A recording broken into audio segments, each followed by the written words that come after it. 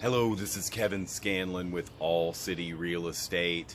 I want to talk to you today about something that I've been hearing for years and years. There are a lot of misconceptions out there amongst the agent population regarding the rebating of commissions and whether or not this is allowed.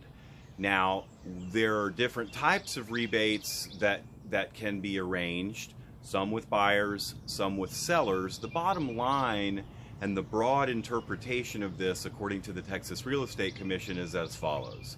The Texas Real Estate Commission says that according to TREC, according to their bylaws, rebating of commissions is indeed allowed to happen for agents rebating their commission to a party to the transaction. In other words, a buyer or the seller.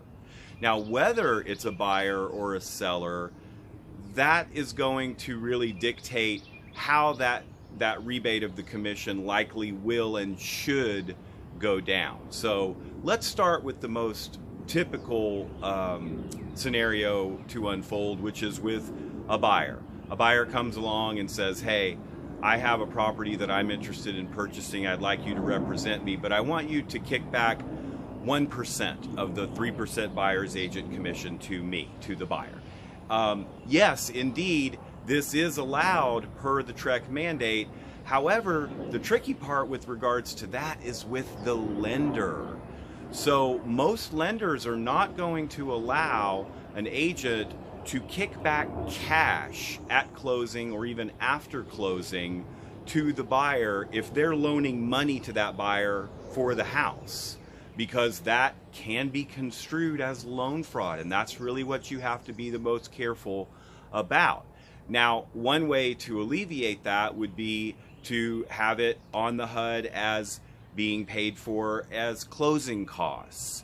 Or you could reduce the sales price. Now, you'd have to take care of the commission part with the seller as well and have that reflected on the contract, because keep in mind, it's the seller typically whose funds are being debited and that commission is being paid from the seller.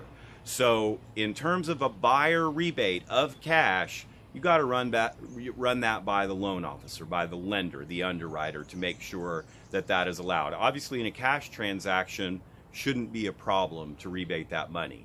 Now, to rebate money to a seller, the easiest way for this to take place is obviously to reduce the commission, either in the initial agreement because you're doing perhaps a move-up program where you're going to list their home for 5% total, 3 to the buyer's agent, 2 to the listing agent, instead of perhaps 3%, as occurs a lot in our market.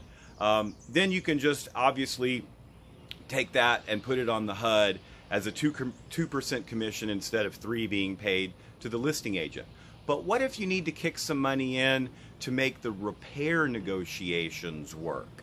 Well, that can be a different story, but you can also go back and amend that listing agreement and do it the same way. Put it on the HUD as a reduced commission. You're just going to have to amend that listing agreement that perhaps initially said a total of 6%, 3% to the buyer's agent, 3% to the listing agent. So there are a lot of different nuances, a lot of layers, a lot of different ways that this can work. And what I would encourage you to do is to talk to your broker if you have questions about it.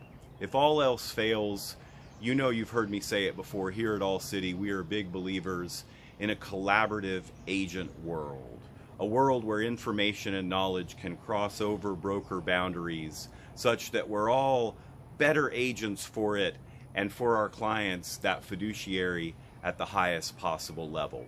Always feel free to reach out to me either on my mobile number at 512-775-3846. You can drop me an email, kevin@allcityagents.com. I wish you the best of luck this year in your business, and if you ever need anything at all, always feel free to reach out. I hope to hear from you soon. Thanks so much. Bye-bye.